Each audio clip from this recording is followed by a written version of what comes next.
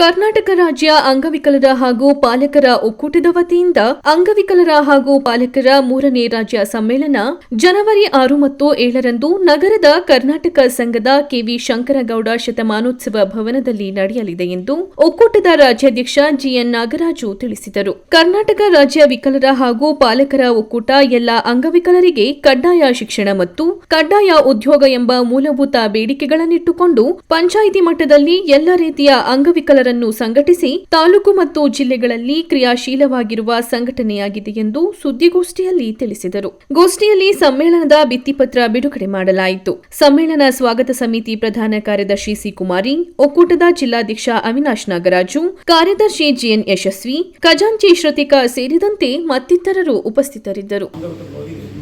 ಇಂಥ ಪರಿಸ್ಥಿತಿ ಹಲವಾರು ಪಂಚಾಯತಿಗಳಲ್ಲಿದೆ.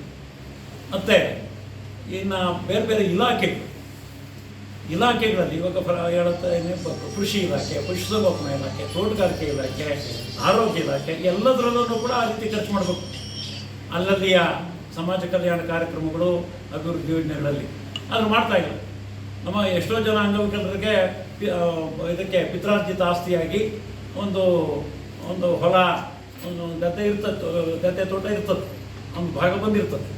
ಅದನ್ನು ಬೇಸಾಯ ಮಾಡೋದಕ್ಕೆ ಭಾರಿ ಕಷ್ಟ ಆಗ್ತದೆ. ಅಂಥ ಸಂದರ್ಭದಲ್ಲಿ ಅವರಿಗೆ ವಿಶೇಷವಾದಂಥ ಅನುಕೂಲಗಳನ್ನ ಕಲ್ಪಿಸೋದಕ್ಕೆ ಸಾಧ್ಯ ಇತ್ತು ಒಂದು ಸ್ಕೀಮ್ಗಳು ಮಾಡಿ. ಆದರೆ ಮಾಡಿಲ್ಲ. ನಾವು ಭಾರಿ ಒತ್ತಾಯ ಮಾಡಿ ಇದರ ಅರ್ಜಿಗಳಿದೆಯಲ್ಲ, ಅದು ಮಾಹಿತಿ ಹಕ್ಕು ಅರ್ಜಿಗಳ ಮೇಲೆ ಎಲ್ಲ ಇಲಾಖೆಗಳಿಗೂ ಕೂಡ ಇದು ಮಾಡಿದ ಮೇಲೆ ಯಾವುದೋ 3 ಇಲಾಖೆ ಮಾತ್ರನೇ ಗಮನ ಕೊಟ್ಟಿತ್ತು. ಉಳಿದವು ಯಾವ ಇಲಾಖೆನೂ ಗಮನ ಕೊಟ್ಟಿಲ್ಲ.